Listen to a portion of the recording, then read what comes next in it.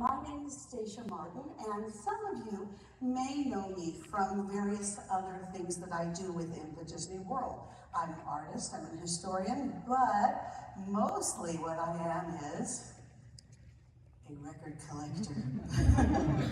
Yes, here I am in my Jan Brady nightgown, circa 1972, very happy about my Country Bear Jamboree record.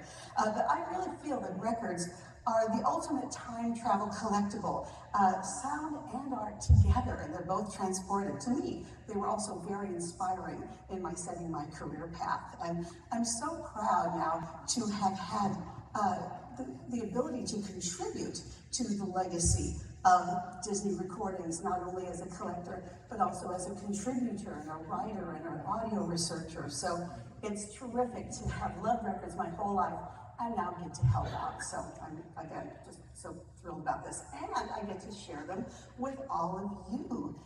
Today, all the records we're going to hear, as in all the past shows I've done under the Sounds Delightful banner, are from my personal collection.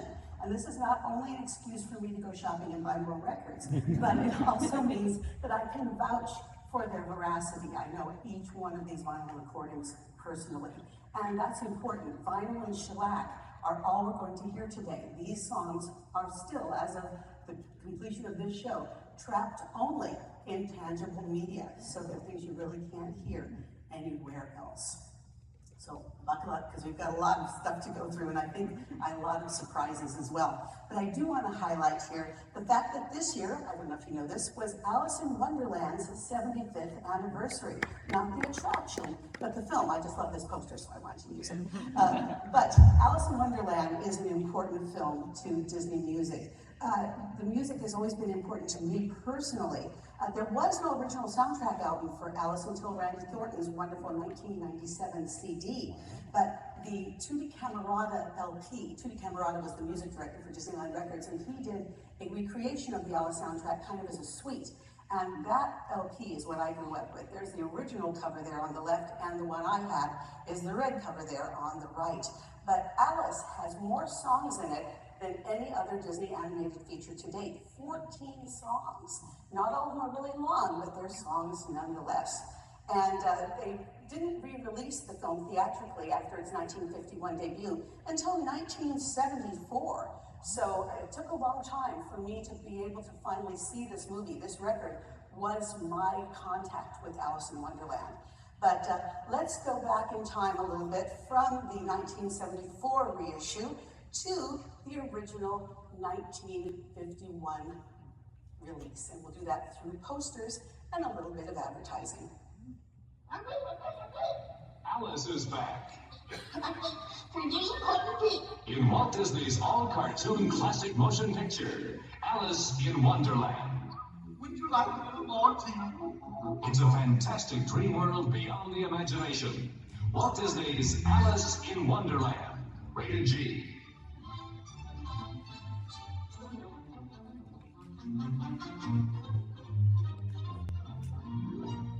Now that green label that you see, that is of course from 72 when they were preparing the 74 commercials, but that is the label of an acetate record. These were hand cut on lathe at the Disney studio and used for an amazing array of purposes. Internal research, reference, taking home a rehearsal record, just documenting something. They started before there was even magnetic tape, and they just kept using them because everybody had turntables in place.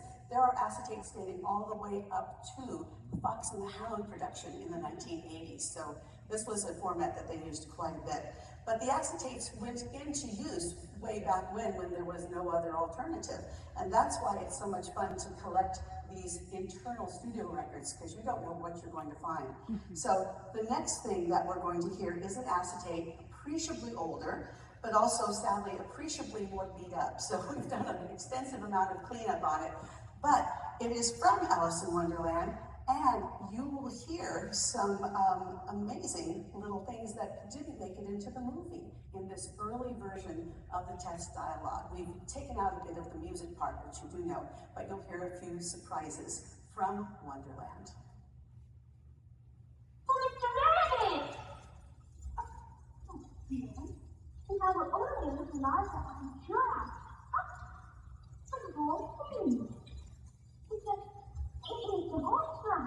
rocking horse plant? Yes, what? They're quite shiny. Hmm? I think it is good. Good. It could have been from that mountain. Dark after all. But of course we can talk from here. Does anyone worth talking to? All about. And it is too. You do? Oh, yes. Would you like to hear the beautiful, beautiful?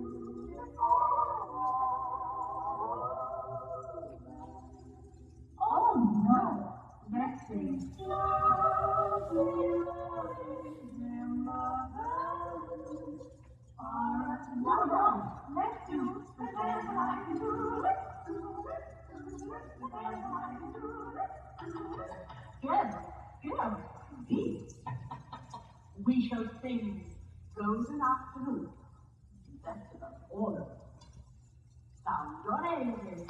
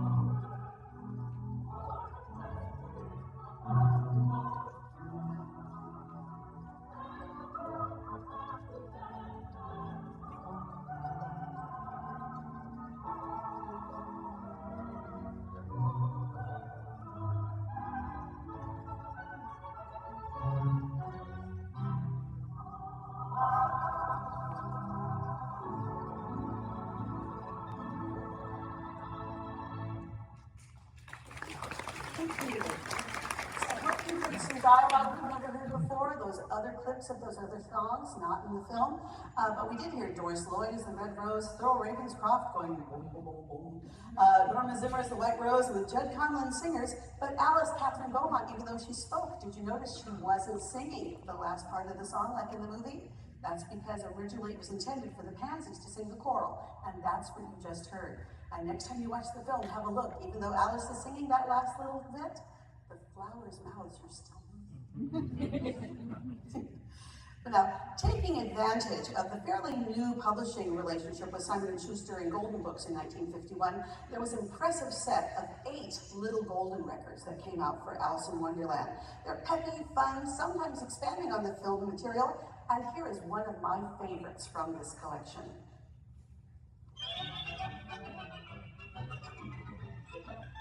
It really makes me laugh to think of all the funny creatures I met in Wonderland, especially Tweedledum and Tweedledee. After talking with them, I said, well, it's been nice meeting you, goodbye. But they felt differently about him. You're beginning backwards. You shouldn't say goodbye, but hello. That's logic. You should say, how do you do it? Shake hands, shake hands, shake hands. How do you do it? Shake hands, take your name on business. That's manners. You should pick up your hat and then bow. We'll show you how. Pick up your hat and then bow. Now listen, lady, isn't it? Well, isn't it? See? It's how do you do it? Shake hands, shake hands, shake hands. How do you do it? Shake hands. Take your name on business. That's manners. Oh, do tell me more. Oh, absolutely. Well, listen. You're such a pleasant plaything, a friend, dear meeting. Maybe what that's crazy. A man get down to business. This is just common courtesy, isn't it? Well, thank you. And how do you do? Well, now that we're through, goodbye.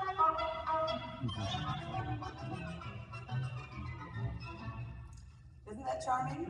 And a lot more of that song than we hear in the movie here. And can you imagine such a charming song that the Tweedles don't write any cover art at all on that little Golden record? record said. That's how we had to use the labels, so I feel bad for them.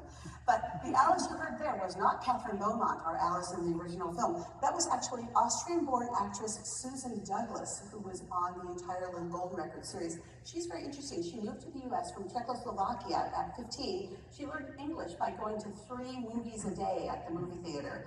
And she had a great radio and stage career, including a long stint on the soap opera, The Guiding Light, for any of you soap fans out there. But much later, she was a broadcast executive in Canada for the CBC and a champion of children's theater. So she's quite well respected up in Canada. Here's a Disney-related fun fact about Susan Douglas. She made an appearance on the original Disney Channel show, The Edison Twins. Remember that one? Yeah, so she had a little Disney tie that late in her career. This photo, though, is from 1951, the same year she recorded those Little Golden Records. And that was a big year for her because she not only did the Golden Records, but she was doing, and she was doing Guiding Light, but she was in a film, her biggest feature film called 5. This was a science fiction movie about the last 5 people on Earth with 4 male co-stars, so I'm sure it was a very exciting film. But she wasn't alone. Like I said, there were 4 male co-stars, but her big romantic co-star was an actor named William Phipps. And we bring up William Phipps for a very special reason I thought you'd be interested in. He had just the year before made his debut at the Walt Disney Studio as the voice of Prince Charming in Cinderella. So in their movie debuts, there's Alice and Prince Charming. So it's an unlikely pair. But there are so many Disney ties all throughout show business that I always have fun looking for these and marveling at how people's careers intertwined in such a very varietal business as show business. But anyway, moving on. On that Little Golden Record, we heard a wonderful turn by the actual soundtrack Wonderland film voice of J. Pat O'Malley. I say voice because he did both voices. He's both Tweedles. One guy, 2 Tweedles. But you will know him very well from all the other voice work he did at Disney. I'm not even going to go into all of it. But very much on top of his list of popularity, he's the voice of Colonel Hathi in The Jungle Book. So I hear a lot of people, oh, yeah. But such a varietal voice. And these people who could do many, many voices were always busy in the golden age of radio because you didn't have to do makeup or look the same. You could just go across the street to another studio, put on a different voice, and make 2 paychecks that day. So the people with those amazing versatile voices were the folks that Disney went to first when they were looking for animation voice casting. But he didn't just stop at Colonel Hathi or the Tweedles. In Alice in Wonderland, you know, he was also the walrus and the carpenter and the mother oyster. He's Buzzy the Vulture in Jungle Book, and he's the one who gets the tambourine smashed on his head in Supercalifragilisticexpialidocious and Now Me Girls Me Wife. His last Disney voice was as Otto the Blacksmith in Robin Hood. But his first Disney voice, pay special attention up there in the left corner, was Cyril Proudbottom, known, of course, as Mr. Toad's horse. So remember that. It's going to come back in a second here. And in general, he was one of the most busy actors once television started on non-Disney series and sitcoms that you would find. If you watch retro TV, you'll see him all the time. But for Disney, he did appear on camera as both a British sentry and one of Francis Marion's men in the Swamp Fox. So he was on both sides of the Revolutionary War, which is kind of interesting. He was a hapless sign painter in Son of Flubber in Alonzo Hawk's office, and he even was an audio animatronic voice. He was the original pirate captain dunking the mayor in Pirates of the Caribbean in 1967.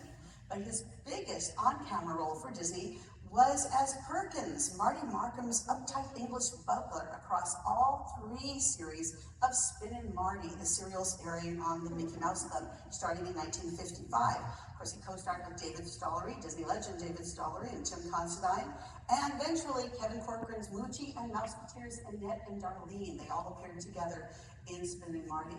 Now, Pat O'Malley, he wasn't J. Pat O'Malley at the beginning. He started out just Pat O'Malley in Britain, was a popular, smooth vocalist in the 1930s with the Jack Hilton Orchestra. So look how charming and urbane. He's part English, part Irish, and so he could sing British songs and Irish ballads with the best of them.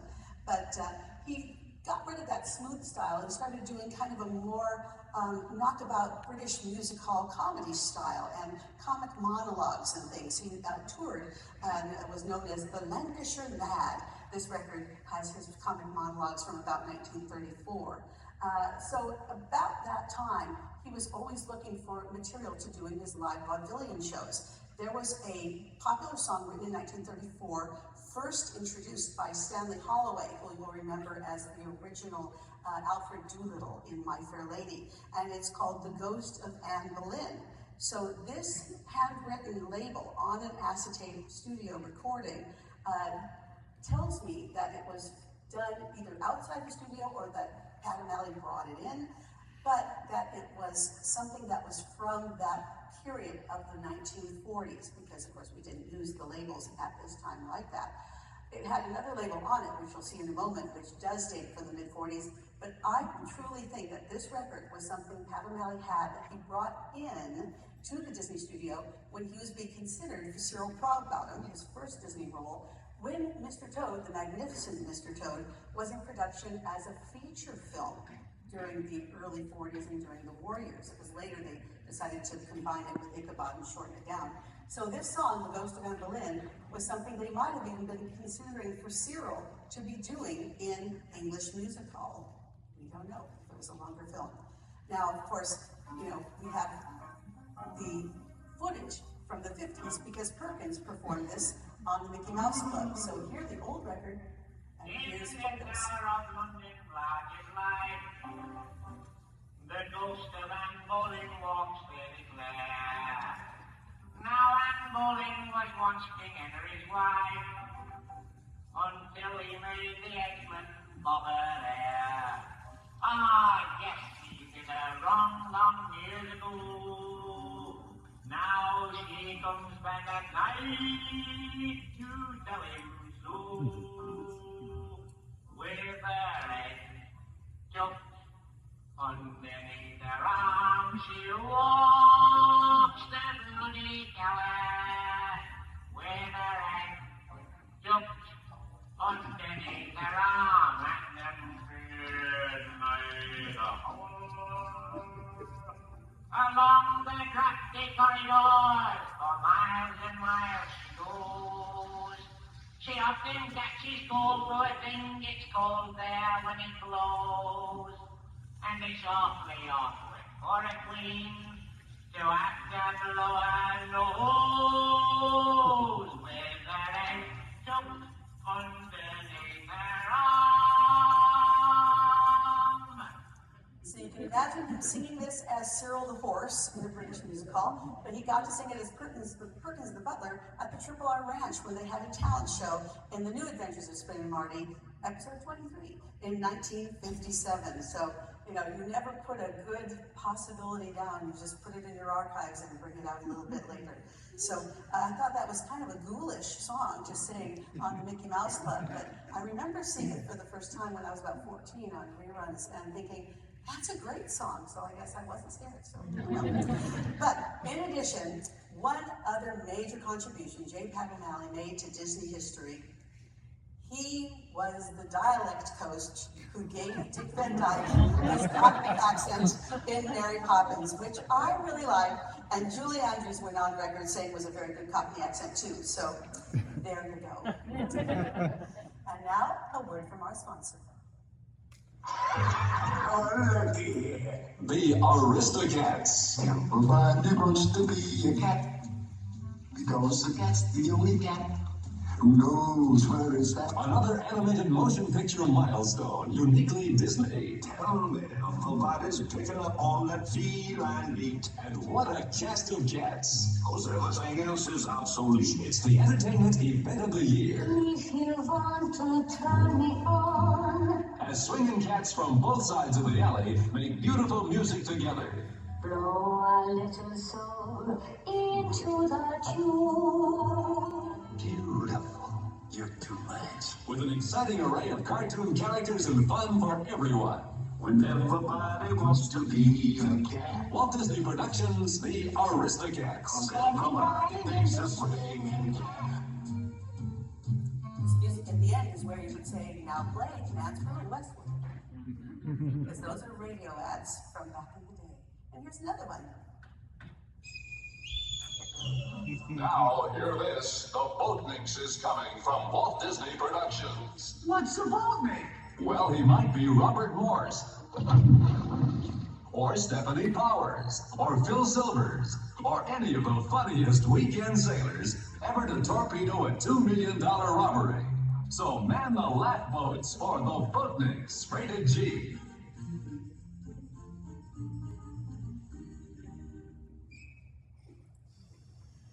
Now, let's go back a little bit beyond the 70s again. In 1938, the Snow White and the Seven Dwarfs Victor record set, these are 78 RPM albums. That's where we get the term record albums, because you used to have multiple discs to buy the soundtrack of one particular show. But the Snow White album in 38 was the first one that actually contained the true audio from the actual film itself, but they didn't really have a good word to express that. So it wasn't until 1940, with the Pinocchio album from Victor Records, that the word soundtrack first appeared. That's the first place you'd ever see it. And this was a major advertising point, that it was actually the same sound you heard in the motion picture theater. And Pinocchio, of course, the music score had many hits, including the Oscar winner, When You Wish Upon a Star, but additional songs outside the film score were published and recorded for broadcast and promotion of the film and its characters. Jimmy Cricket's song, Honest John's song, you can see there. But my favorite of these, in fact, a song that I slid into my piano lessons because I wanted to play it so much, was a 1940s style swing number about the single most unlikely character to be sung about from the entire film. So here's a 1950s recording, and you'll figure out who this is about very soon.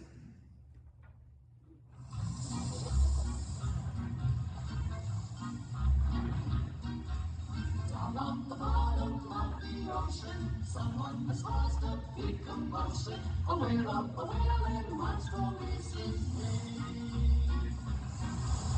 Who can make the jellyfish shake and make the sharks grow pale? It's the undersea fun, the cannon called Monstro the Whale. We fish cry and halibut sigh if he just flips his tail. Hold out a friend and they're scared to death of Monstro the Whale. We're all his friends, right end to end. They were stretched from Maine to Barcelona. He's the whale, the swallow the whale, the swallow the whale, the swallow Jonah. Look out for him whenever you swim and forward on your way. In a hammock, come to the coming top of Monstro the Whale. Oh, Monstro the Whale. Can you imagine little children skipping to school singing about Monster the Whale? That just makes me happy to think about.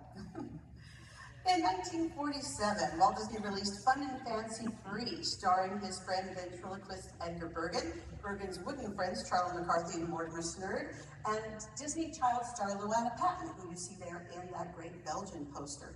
Jiminy Cricket, the voice of Dinah Shore, telling the story of Bongo. It's really a charming one of those World War II, post-World War II package films. But importantly, it marked Mickey Mouse's first feature-length film appearance since Fantasia.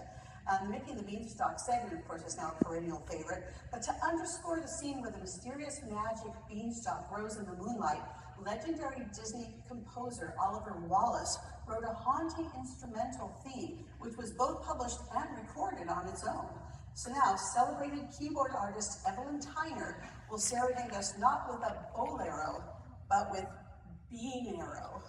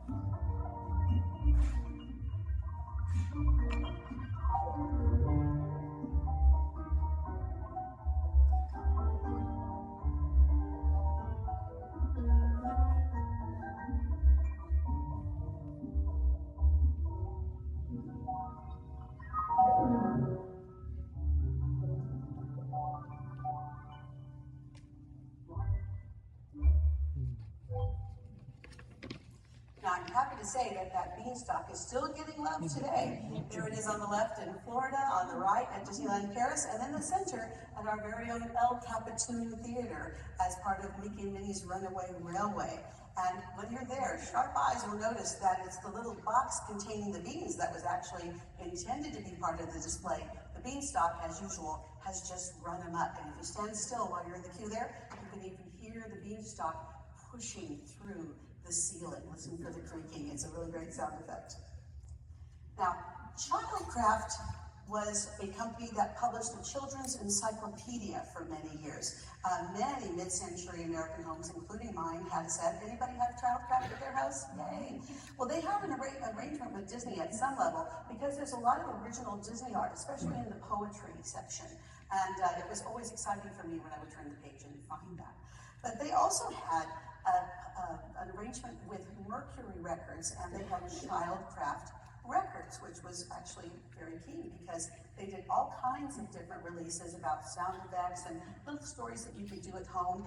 And I have eventually discovered a few Disney sides as well. They have a terrific Alice in Wonderland disc, but I didn't realize they'd made LPs. I thought they were only 45s and 78. So I recently discovered this LP that had some of these Disney recordings on it, although you would never know it from looking at it, would you? So we're going to have a little bit of 1954 story time here. I won't make you put your heads down on your desk, but listen a little bit here. And we're going to tell a story which was on this very record, so that means it's a cleaner transcription, but which I first met as a 78. We'll see the beautiful 78 cover a little later on in our story. So time travel to 1954 and some very familiar friends and some wonderful voice work.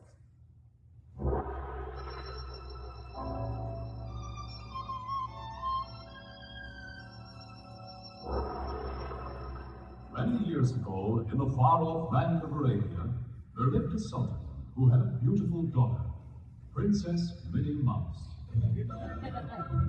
One day, two strange-looking travelers came to the gates of the palace. One was called Mickey Mouse, and the other Donald Duck.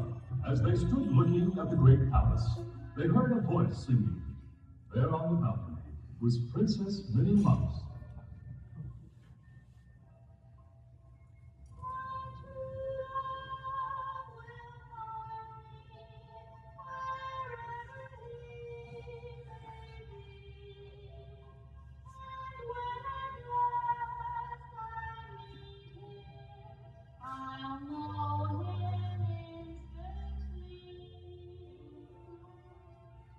Day after day, Mickey went to see Princess Minnie. Finally, he got up enough courage to ask for her hand in marriage. Then Mickey and Donald Duck went to see the Sultan. What can I do for you? Well, that is your honor. I mean, highness. I wants to marry the princess. He wants to marry the princess? That's the first good laugh I've had all day. What do you know about supporting a wife?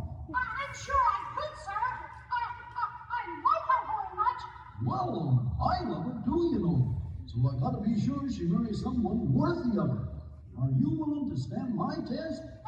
Yes, sir. All right, I'll give you 3 pieces of gold. Now you take them and go out and buy 3 things. Yes, sir. 3 things. And if you buy wisely, I'll tell you what, you can have my daughter. And this funny-looking duck with you, well, he will become my prime minister. But if you spend that gold foolishly, you're gonna lose your heads, both of you.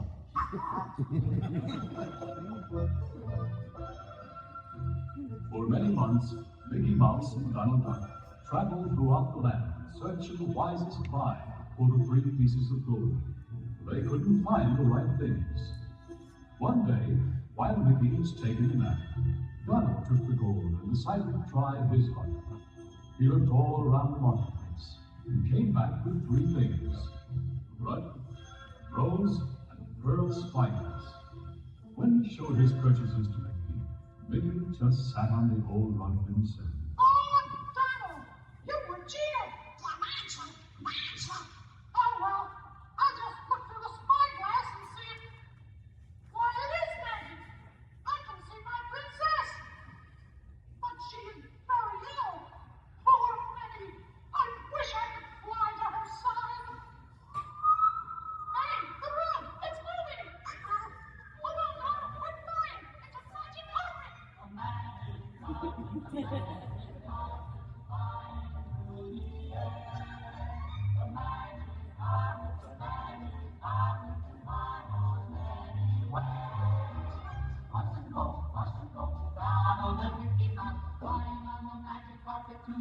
and talk. The magic carpet, the magic carpet flying through the air.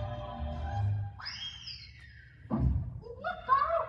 The magic carpet took us right out of the Sultan's palace. Here comes the Sultan now. Oh, so it's you, is it? Huh. It's all your fault that the princess is sick. You've got some nerve coming back here. And with that trash... With the spyglass, I saw how ill-fitting it is. And I flew here on this magic carpet. Oh, that's enough of those lies. You'll pay with your life. Both of you. Very well. But first, let me give this rose to the princess. Mickey tiptoed to the bedside of his princess, who lay so still and white, and gently placed the rose against her cheek. In a moment, she opened her eyes and sat up smiling. For you see, it was a magic rose, and had the power to cure any illness. The Sultan was so happy that he gave Mickey and Princess Minnie a fine wedding. After the wedding, they went for a honeymoon trip on the magic carpet. And Donald went along too.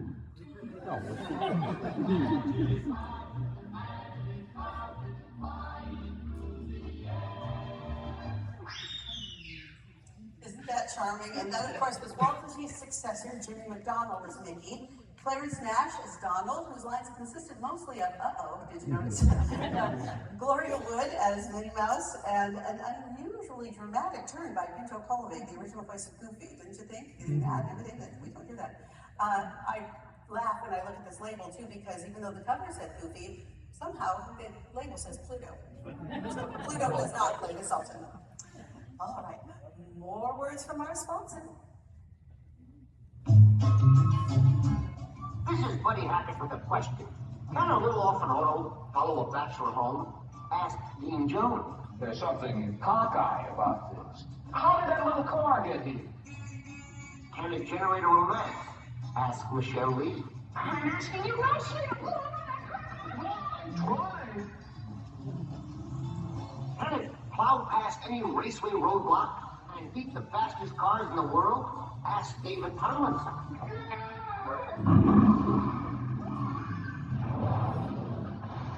That rotten car is driving me. If you answer yes every time, you know I'm talking about Walt Disney Productions' The Love Bug, starring Herbie, the little car with a fighting heart. See Dean, Michelle, and me ride the Love Bug and take the family, even though it's racy.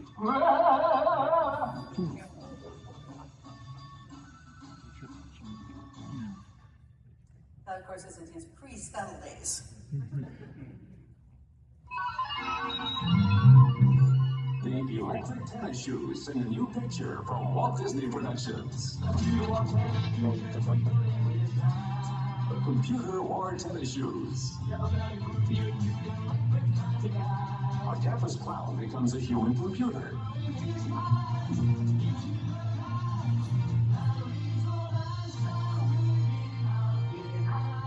The tennis shoes are on the computer, giving everyone a run for their money.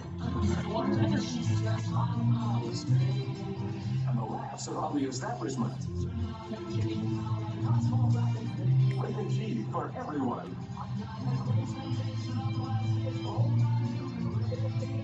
Starring Cesar Romero, Joe Flynn, and Kurt Russell as...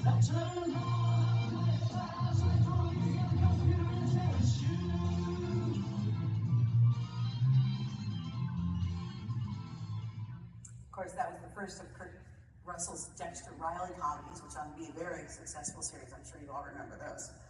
But occasionally, there are amazing surprises waiting for the devoted record collector. And I saw earlier how much I loved my Computer Jamboree record there in 1972.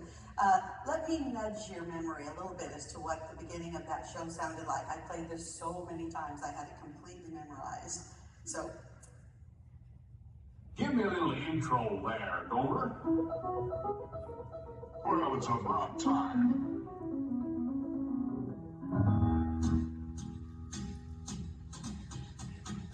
Howdy, folks. Welcome to the one and only original country band jamboree, featuring a bit of Americana, our musical heritage of the past. But enough of this chit-chat, flip-flam. Just refrain from irony. we'll all enjoy the show because we got a lot to give.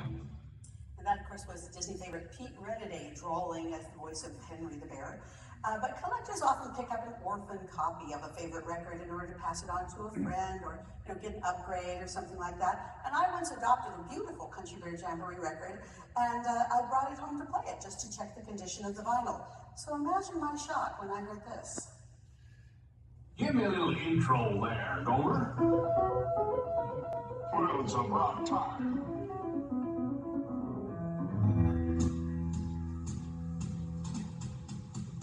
Howdy, folks.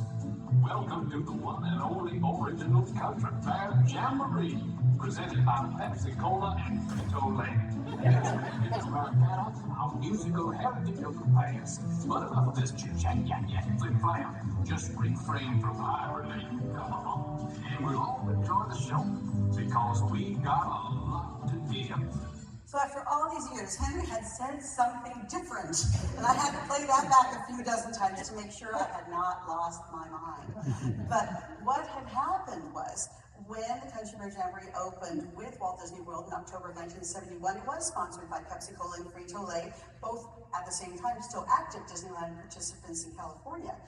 So Bear Country and the Country Bear Jamboree arrived in California not too long thereafter, March 72, but Pepsi and Fritos declined to double out their current Golden Horseshoe and Casa de Fritos commitments, so it had no sponsor here in California. So quickly, the next pressing of the records was edited to reflect no sponsorship, making the recording as the kind of generic bi-coastal version, since it was on the cover with both parks' names on it, representative of both parks simultaneously. Now, in 1985, Wonder Bread did become the sponsor in Disneyland, but they never got on the record, just so you know. So, but for you completists, okay, if you're looking to have the other version of the Bear Show, what you need to look for is the purple label, not the later yellow one, and the record living in the back of the storybook album, not the front, as the later ones were. But there is no way to tell if you have those two components, whether you have the Pepsi Frito one, unless you take it home and put the needle on the record. So, it's up to your turntable to tell. Several subsequent edited pressings all look completely identical to this one, though. So beware, it's either a great treasure hunt or a baffling party game. But that really threw me for a loop. But talking about funny things that you find, we saw that Pluto credit on the label a minute ago on the Magic Flying Carpet. This terrific record of Count Basie playing some of the Sherman Brothers songs from one of my favorite films, The Happiest Millionaire, is a terrific LP. And Count Basie was a frequent guest here at Disneyland's Plaza Gardens with his band. But imagine my surprise when on the back I saw the credit for this great rhythm number in the film where Gilded Age girls are learning how to flirt. It's called Bayum Pum Pum. Now it's called Buy Your Pom Pom. So I don't know if that means they thought it was a song about sitting next to somebody in a cheer squad. I don't know. But I had to look at that twice and go, well, okay. But you wonder how these things get out, don't you? Also here, some of you may have seen the wonderful Disney theatrical featurette from 1958, Oscar nominated, based on American folktale hero Paul Bunyan. And this was released in both 78 and 45 RPM. One day I glanced at the label of the 78 RPM pressing and was surprised to find not just Paul Bunyan, but Paul Bunyan. I don't remember Paul Bunyan in my folklore book here. And the film title, if you'll notice, is correct, but the song title is not. And to make it even worse, this great song and many other features in this show feature the Meloman Quartet with the great bass soloist you all know from Haunted Mansion. Am I reading that right? 30 Ravenscroft? No, it's Thurl. It was soon corrected and the original, or the official record was re-released, but you really wonder how these things get out. But let's take a little breather here in the piney woods and have just a little moment with Paul and Thurl.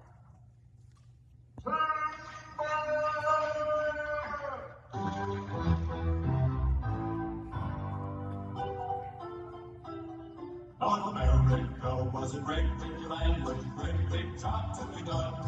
A job that needed a great big man. Paul Bunyan was the one. Hey, Paul, Bunyan.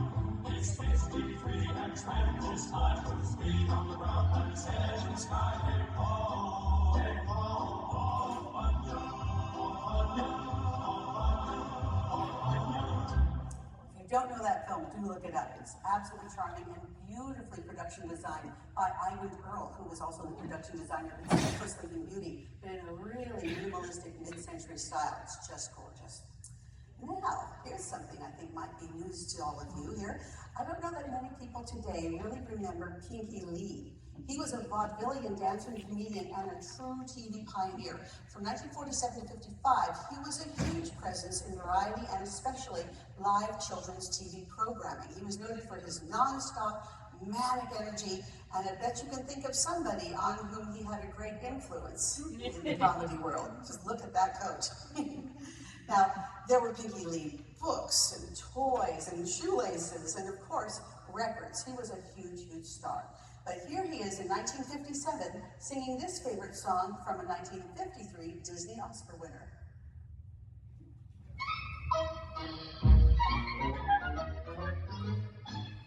Boys and girls, how do I tell you where all the music you hear comes from? Music you hear on a record, or the radio, or on television. Well, it comes from four things: a toot, a whistle, a plunk, and a boom. Does that sound silly? Well, it's really so, and now I'll tell you why.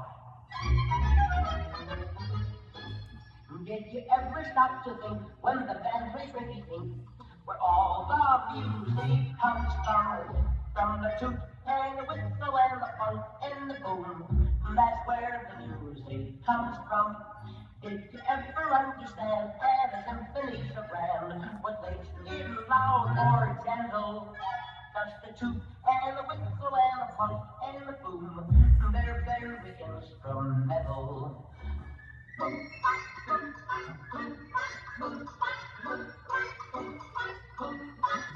That's the toot and the whistle and the plunk and the boom.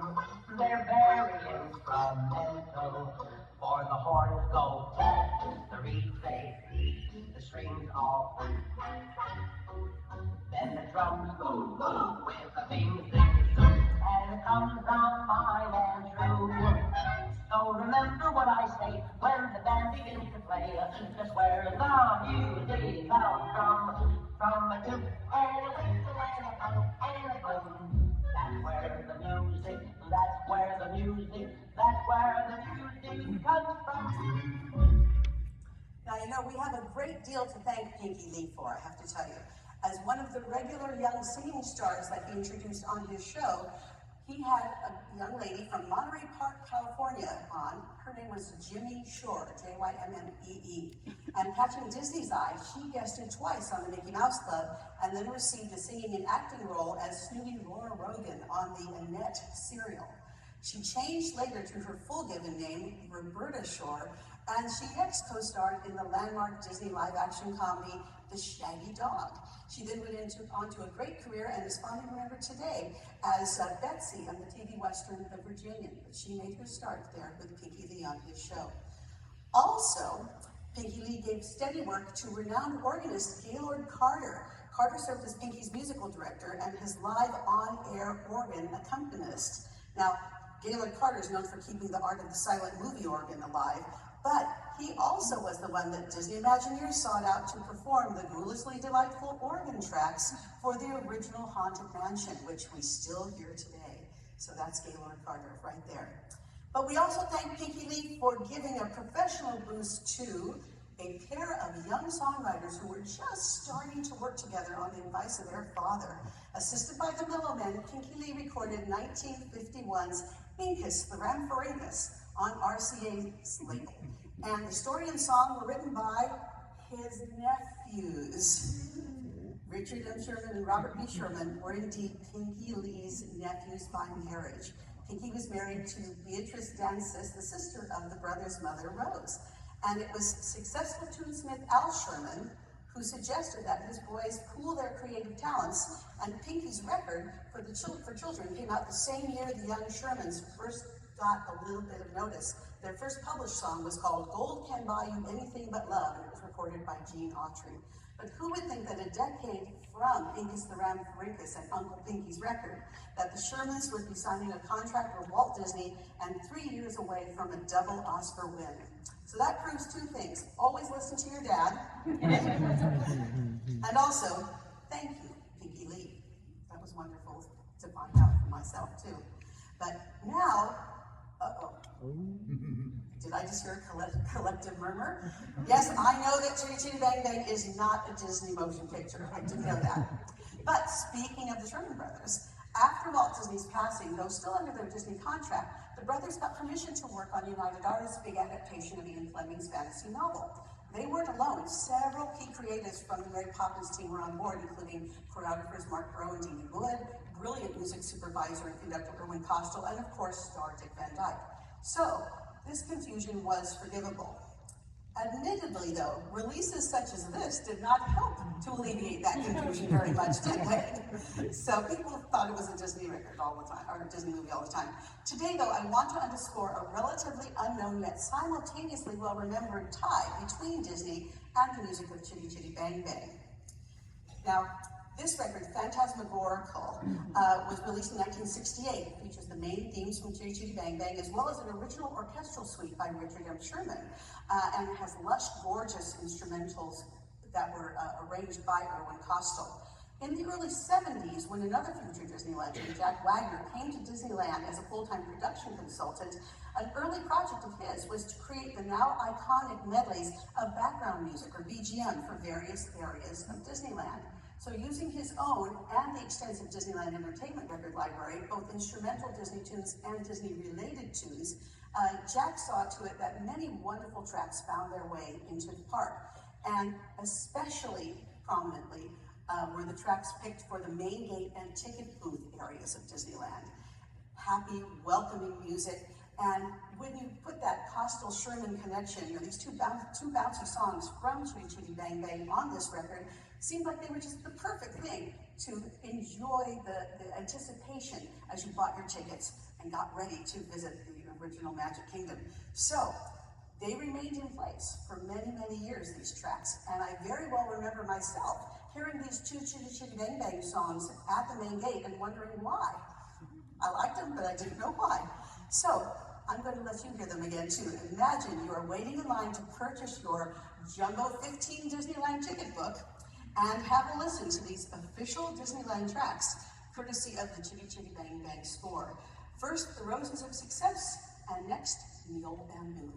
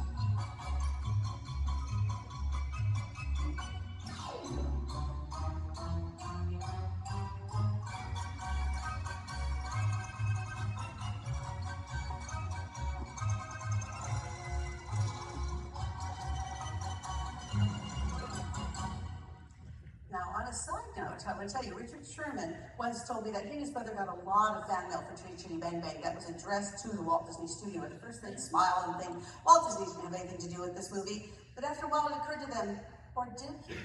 Because the Shermans realized that everything they had learned about cinematic storytelling, situational songs, and crafting personality through music had come from their boss and mentor, Walt Disney.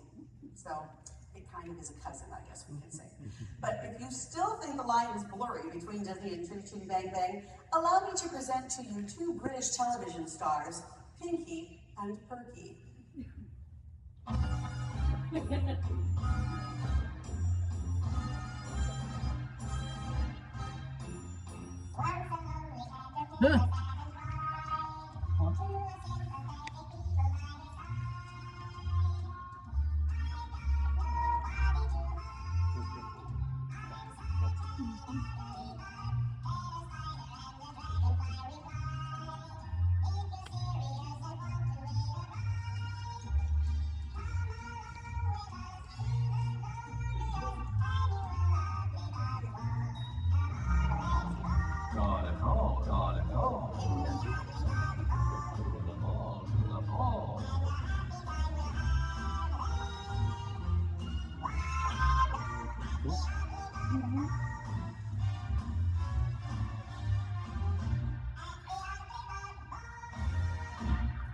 Now with that, another word from our sponsor. Hey, ships for sails and monorails and farmers is happy and gay. I'll call them together and wanna get back at Disneyland come today. When Jesus got eyes to run, and skies as fireworks for everyone. I'll call them together and wanna get back at Disneyland come to fun. For daytime fun, nighttime magic, there's just no place like Disneyland. So, Well, on holiday at Disneyland Play, there's something to please everyone. Hop in your car and there you are, Disneyland come to fun. And here we are. We don't have to hop in our car. But now another surprising collecting genre is records that feature photos taken at the Disney parks, though not always Disney music. Here's a private pressing featuring a touring youth choir from Iowa performing at Walt Disney World in 1973. They were having fun. German singing star Peter Alexander released this album, Walt Disney's World, in 1976. There's a beautiful Walt Disney World Main Street gatefold and a lovely shot of the stern wheeler Richard F. Irvine on Frontierland's Rivers of America there in Florida. Riverboats seems like a popular subject matter for record covers. This is from Herbert Hoover High there on the left in Glendale, California, featuring Disneyland's own Mark Twain, ×3 on their 1973 school concert album. And the American Banjo Group at the right, circa 1957, may or may not have gotten permission to use this Disneyland photo. So just to be safe, they flopped it backwards. Notice how it's going the wrong direction. No. And here are two late 60s albums that capture the color and excitement of a visit to Disneyland, and they had also, just to be sure, removed the monorail decal from the bobsled. And two jazz organizations photographed a decade apart in 62 and 71 showed the differing Skyway buckets, if you look up there, the 66 Skyway on the right and the 71 Skyway buckets on the left. Disneyland regulars, the Firehouse 5+2, recorded their LP live in the park, but they never did record any Disney musical material, although the members, all of them squashed into that teacup there, were all celebrated Disney artists and other creatives from the studio. Now, any Catella High School graduates here? No? It's just down the street. But they were here marching in full regalia on many occasions, and this record is especially neat because their choral director was Roger Axworthy, who was one of the original Disneyland Dapper Dans. Again, local material here. So you can find all kinds of things. But this musical tribute from England's Reg Tilsley Orchestra has some very nice instrumentals, but there's the occasional track, after all it was 1967, that really makes you stop and listen. So please enjoy a favorite selection of mine, which I can only refer to as Dating Game Dumbo.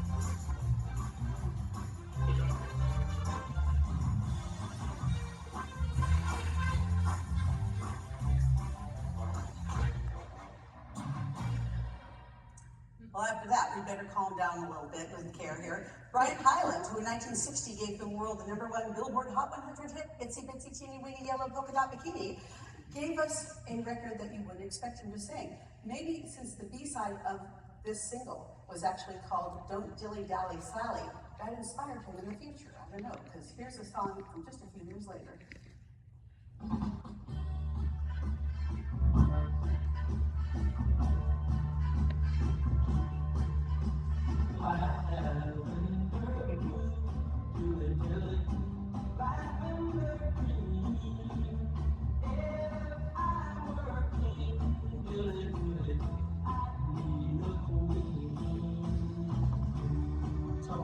So, dilly dilly, who told me so?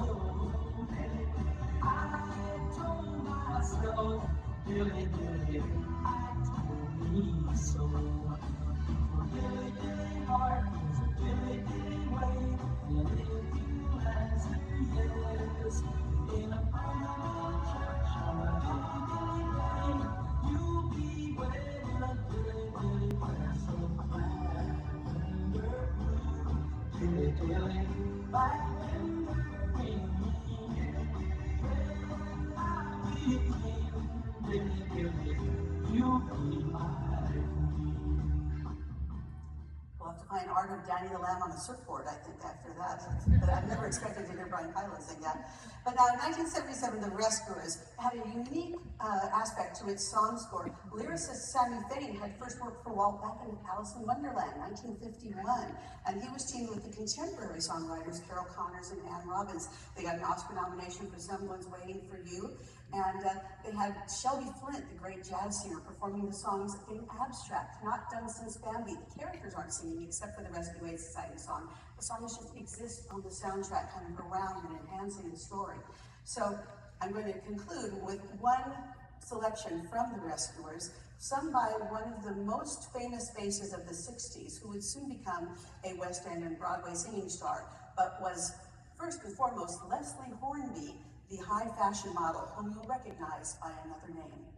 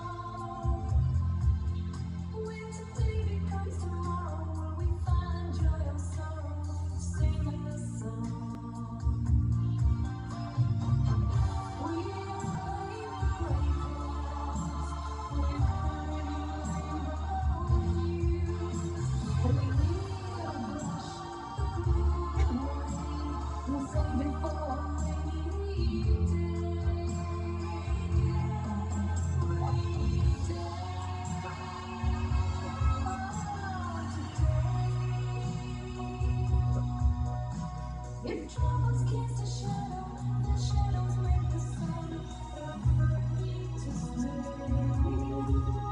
It's okay.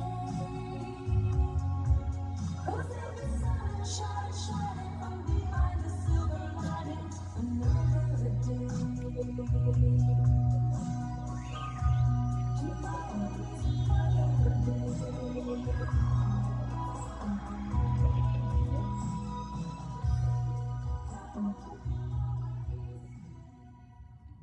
Well, tomorrow is another day, but today we have more wonderful panels to get to. So I look forward to seeing you again in 2 years when we can explore more musical treasures on Disney vinyl together.